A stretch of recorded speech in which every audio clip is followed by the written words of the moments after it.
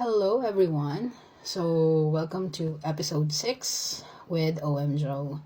So, dun sa mga previous videos ko, I've shared yung introduction of what BPO is, EA and VA, differentiate natin yon, and then what aligns to your personality and lifestyle, kung saan ka pwedeng mag-start. On this video, balik tayo sa BPO. So, for example, if you're was able to decide na gusto nyo munang i-try yung BPO, then good. Because on this one, this is a beginner's guide for you when you're applying to a BPO company. Okay? So, there are a couple of steps that I'm gonna be sharing here. No, very high level lang to because there is going to be more videos na we're gonna dive into these levels. Okay? So, number 1, you have to understand thoroughly what BPO is. So, I've mentioned that BPO stands for Business Process Outsourcing. So, these are companies abroad that outsource services like customer service, tech support, or sales to contact centers here in the Philippines. So, before you apply, you have to ask yourself this. Are you comfortable talking to people, dealing with their problems, and even solving it, and also working on shifting schedules even during holidays, Philippine holidays? Mostly night shift pa. So ask yourself that. If the answer is yes, then we can move on to step 2. Wherein, you have to practice your English communication skills. Okay? Know guys na hindi mo kailangan ng perfect English accent. No.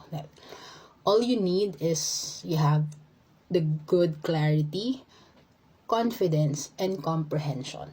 Tatlo lang. Okay? Clarity, confidence, and comprehension. So, I suggest you have to start watching English movies or TV shows that has subtitles.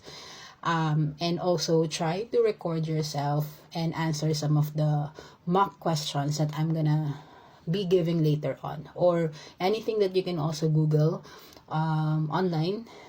That's gonna be helpful too. Another thing, you can simply talk to your friends in English or kahit sa bahay nyo. That's how you practice EOP or English only policy. Alright? Just remember that communication isn't about sounding foreign. It's about being understood and the other way around. Okay? I hope that makes sense. Now, on step number 3, you have to learn the basic BPO terms and tools as well. So, you just have to familiarize yourself with common BPO terms like AHT, NPS, quality scores. In terms of tools naman, basic understanding on Google Workspace, Microsoft Office, or yung mga ticketing system like Zendesk, Salesforce, and stuff like that. So, you can find these tutorial naman on YouTube, right? So, remember that if you do short lessons a day, it will definitely give you a good head start. So, mag-start ka na. Alright? And then, step number 4, you can start creating your resume or your CV, right? So, before you apply, syempre, you have to make sure that this is ready. So, my advice to newbies or dun sa, huwag niyo masyadong overthink yung CV nyo. You just have to keep it simple. 1 page is enough if you're a beginner, because all you just need to highlight there is your communication skills, your adaptability, and if there's any customer-facing experience that we've had, even retail or your food service counts too, or anything na related sa kung may previous work na kayo. Paano naman OM kung wala pa ako talagang work, kasi first time ko nga, fresh graduate. So, you can include there yung mga OJTs nyo. Like, lagay nyo lang yung OJT, ano ba yun? Ano yung mga at least top 3 things that you have done during your OJT, yung mga responsibilities nyo doon. Just put it there, at least high level. And again, keep it, simple. And then put it just 1 pager. We have Canva naman. There's a lot of templates in Canva that you can really choose kung anong perfect dun sa gusto nyong gawin na CV. Okay? But again, keep it simple. Also, before I forgot, when you're doing your resume and CV, always double check your grammar. Okay? Your grammar, your contact details, your email address, because lalo na yung mga typo error. So, please make sure to triple check your resume, because again, yung mga recruiters na notice yan, and most of the time, malaking factor siya, right? Na really checking. And at the same time, kung mali yung email address nyo or yung contact details nyo, paano nila kayo contact, right? So, yun. Step number 5, this is the part where you have to prepare for your interview. So, BPO interviews are all about confidence and attitude. And I'm saying this because I have interviewed a lot of applicants in the past when I was in BPO. And even nung I'm managing VAs din, or EA here sa current company ko. So, we're just really looking for that, especially sa beginners, right? So, mock questions that you can start thinking about and, start answering and record yourself. First, top 3 lang for now. First, tell me about yourself. Second, why do you want to work in a BPO?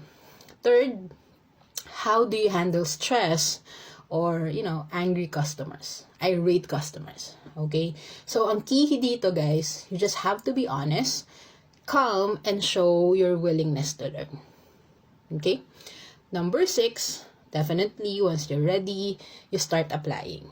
And I know, nakakakaba talaga to. Diba? Kasi every interview, guys, know that it's a practice. Every rejection is feedback. The more you try, the more confident you'll become. And remember, everyone started as a beginner. What matters is that you showed up. Alright? Bonus, if you're looking for companies that you wanted to apply sa BPO, I suggest yung pinakamalapit na company sa location mo para hindi ka mahihirapang bumiyahe, right? Especially most of the BPO companies here, on-site siya. May mga remote, pero kung mas malapit yung on-site sa'yo, the better, kasi yung gastos din, right? So, saan nyo sila mahanap? Pwedeng mag-walk-in kayo, or you can also start preparing, researching about the company that you wanted. You can start looking into JobStreet. Kasi doon, makikita nyo rin yung rules and responsibility, ano yung mga kailangan nila, or ano yung mga type of jobs that they can offer when it comes to the positions na available. Okay? So, yun lang muna. If you found this helpful, follow for more career and mindset tips, especially if you're starting in your BPO journey. Okay? So, yun muna, and I see you on my next video.